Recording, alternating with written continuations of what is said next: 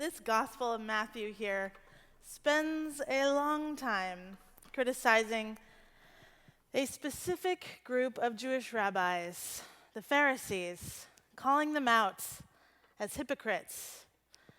This passage tonight is followed by another passage in which the writers of Matthew repeatedly call them hypocrites again and again.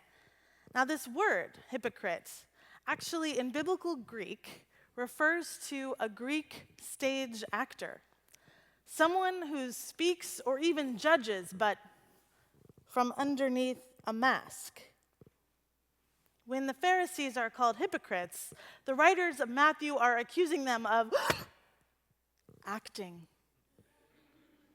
Now, here's the main thing about acting that I learned from my acting teacher and mentor, and some of you actors in the congregation might understand a little bit about this paradoxical line that we have to walk as actors. It's tricky because you need just enough ego to think that you can get on stage with everyone looking at you and thinking their thoughts about you.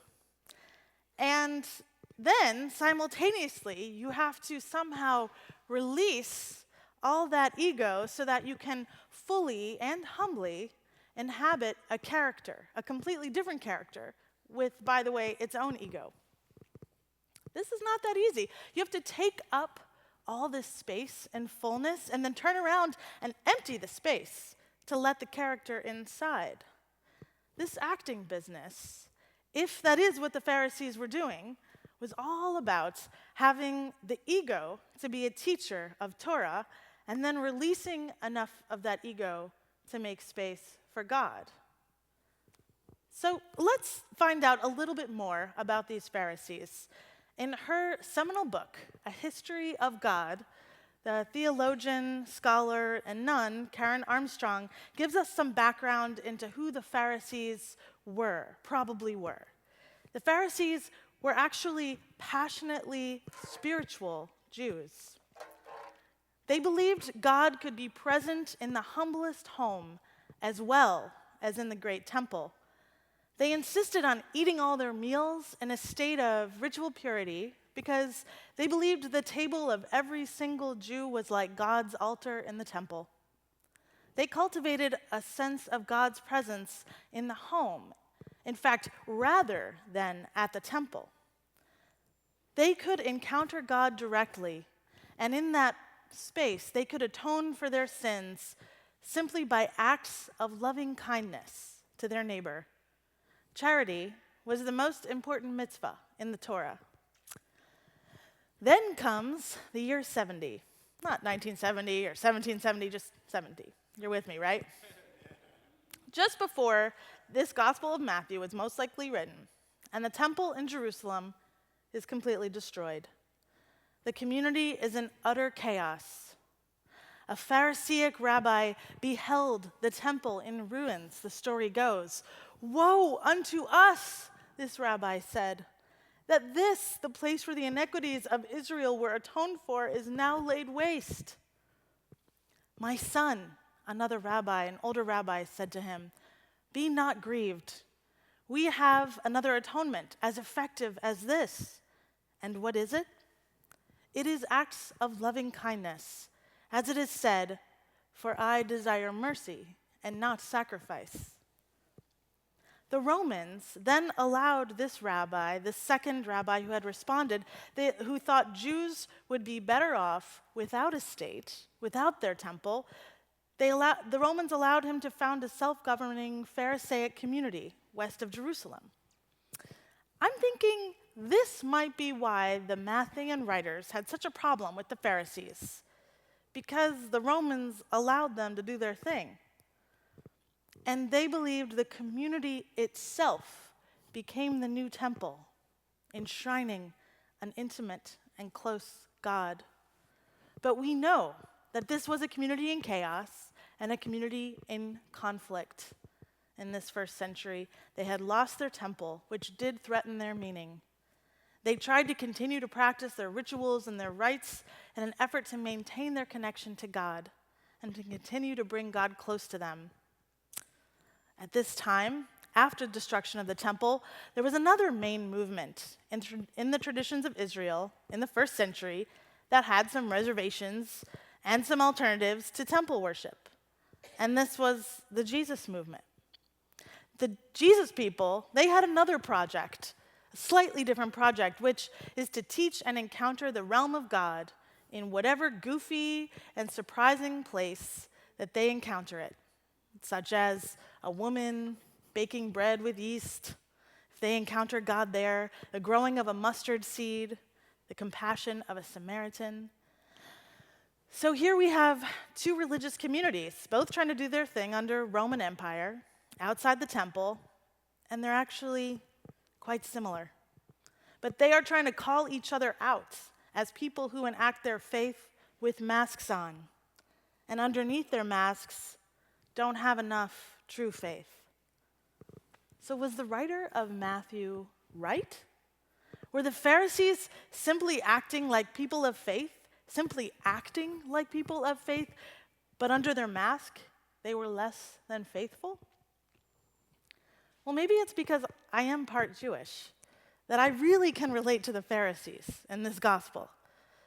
And I wonder, can we here tonight learn to love our masks as part of ourselves? Sometimes I wonder if I am just acting like a minister. I mean, is this me? Am I really standing here? Like, I know what I'm talking about. Like, I know the Bible any more deeply than anyone here. I mean, who am I to be here? By the way, just for the record, it would be great if you could do as I say and not as I do. I mean, I don't know if I'm a hypocrite, but I am acting right now like a minister. And sometimes, I don't know if you ever feel this way, but sometimes I wonder if I am acting like an adult. I mean, is this me? Am I really sitting in this job interview? Am I really going to the grocery store? Am I really being called ma'am? Who am I to act like an adult? Have you felt this way? I mean, who am I to act like a professional? Who am I to act like a good son? To act like an entrepreneur? Am I wearing a mask today? Am I wearing a mask of righteousness? Am I acting like someone who tells the truth? Carl Jung, the depth psychologist, he believed that we all have a shadow side. There is a side to us that is a part of us that lies within our unconscious that we wish we just didn't have. This is our negative side. It is always with us, like our shadow, right? We often actually project it onto others and judge others or back away from others because they have those parts. We recognize things that they have as the shadow of our own personalities. I wonder if the Pharisees, for Matthew, represented the shadow side of this emergent religion.